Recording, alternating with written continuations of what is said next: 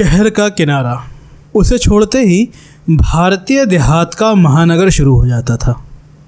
वहीं एक ट्रक खड़ा था। उसे देखते ही यकीन हो जाता था कि इसका जन्म केवल सड़कों के साथ बलात्कार करने के लिए ही हुआ है। जैसे सत्य के होते हैं, इस ट्रक के भी कई पहलू थे। पुलिस वाले एक ओर से देख के कह सकते थे कि यह सड़क के बीच में खड़ा है। दूसरी ओर से देखकर ड्राइवर कह सकता था कि वह सड़क के किनारे पर है। चालू फैशन के हिसाब से ड्राइवर ने ट्रक का दाहिना दरवाज़ा खोलकर डैने की तरह फैला दिया था। इससे ट्रक की खूबसूरती बढ़ गई थी। साथ ही यह खतरा भी मिट गया था कि उसके वहाँ होते हुए कोई दूसरी सवारी भी सड़क के ऊपर से निकल सकती थी। सड़क के एक और पेट्रोल स्टेशन था और दूसरी ओर छप्परों, लकड़ियों और टीन के सड़े टुकड़े और स्थानीय क्षमता अनुसार निकलने वाले कबाड़ की मदद से खड़ी की हुई दुकानें थीं।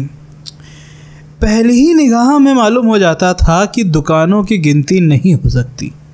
प्रायः सभी में जनता का मनपसंद पेय मिलता था, जिसे वहाँ गर्द, चिटक, चाय की कई बार इस्तेमाल की हुई पत्ती और खौलते पानी आदि के सहारे बनाया जाता था।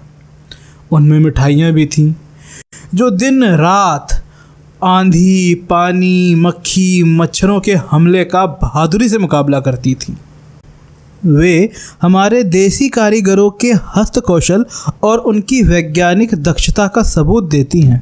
वे बताती हैं कि हमें अच्छा रेज़र ब्लेड बनाने का नुस्खा भले ना मालूम हो, मगर कूड़े को स्वादिष्ट खाद्य पदार्थ में बदलने की तरकीब सारी दुनिया में केवल हम ही को आती है।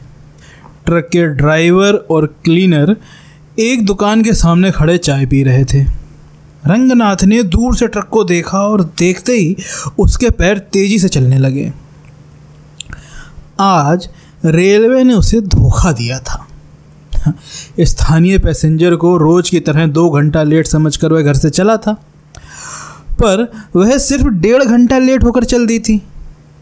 शिकायती किताब के कथा साहित्य में अपना योगदान देकर और रेलवे अधिकारियों की निगाह में हास्यास्पद बनकर वह स्टेशन से बाहर निकल आया था।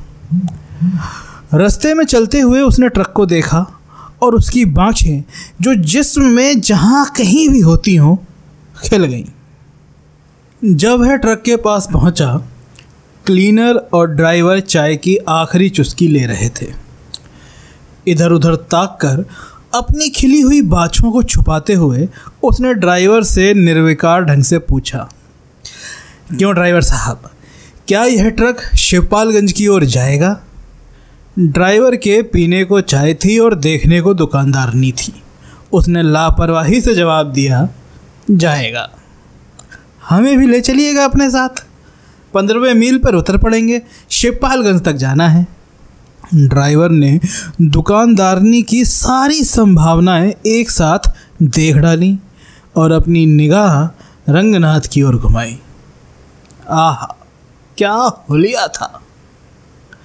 नवकंज लोचन कंजमुख करकज पद कंजारुणम, पैर खद्दर के पैजामे में, सिर खद्दर की टोपी में, बदन खद्दर के कुर्ते में, कंधे से लटकता हुआ भूदानी झोला, हाथ में चमड़े की अटैची।